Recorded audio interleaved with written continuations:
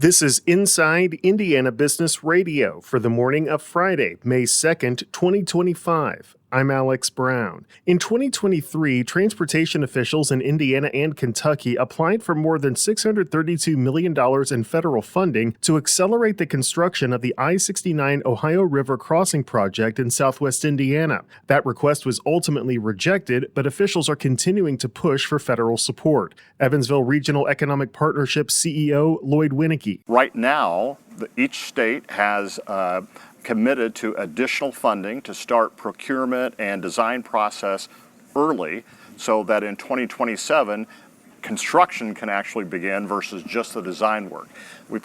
A handful of us plan to meet with Transportation Secretary Duffy in mid-May to ask the federal government to consider putting some skin in the game to hopefully accelerate it even more. When complete, the $1.4 billion project will connect Evansville and Henderson, Kentucky via a new 4-lane bridge over the Ohio River.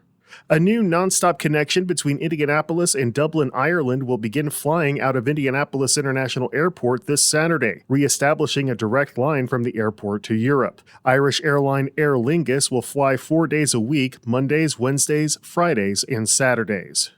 Elkhart-based component manufacturer Patrick Industries is reporting first quarter net income of $38 million, up 9% from the same period last year. The company said strength in its recreational vehicle and manufactured housing markets offset lower demand from its marine and power sports customers. From the number one source for Indiana business news, this is Inside Indiana Business Radio.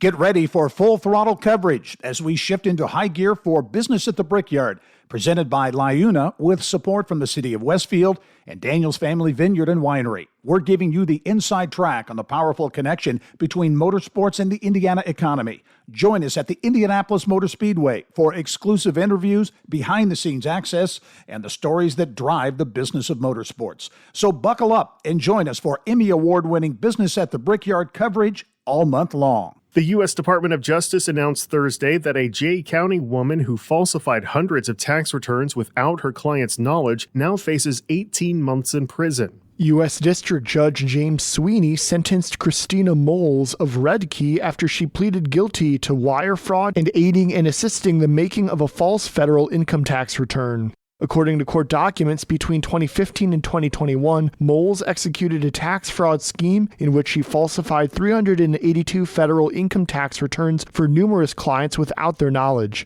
Many of Moles' customers received between $5,000 to $10,000 in refunds despite having modest incomes. To increase the amount of refunds her clients would receive, Moles falsely stated that they qualified for the American Opportunity Tax Credit, which is a credit for qualified education expenses paid for an eligible student for the first 4 years of higher education. To be eligible to claim that tax credit, a person must have received a corresponding tuition statement from an eligible education institution. For these false returns, Moles claimed that her clients incurred educational expenses to either Ivy Tech or Penn Foster Online College. In reality, none of those clients had any educational expenses and didn't attend those institutions. In addition, neither institution provided the tuition statement. As a result of the scheme, the IRS suffered a loss of approximately $567,000. Moles has also been ordered to pay that same amount in restitution.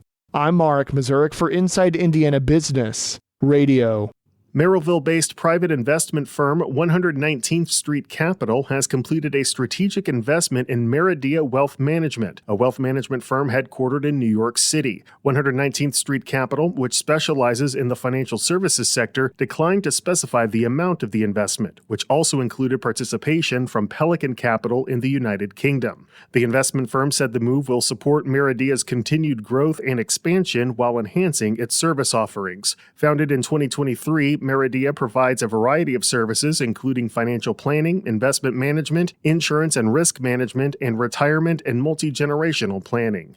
Ascension St. Vincent Carmel President Chad Dilley is this week's guest on the Business and Beyond podcast with Gary Dick, presented by PNC, a weekly conversation with high-profile Hoosiers in business, sports and entertainment, and beyond. Available now from your favorite podcast provider. I'm Alex Brown for Inside Indiana Business Radio on Demand.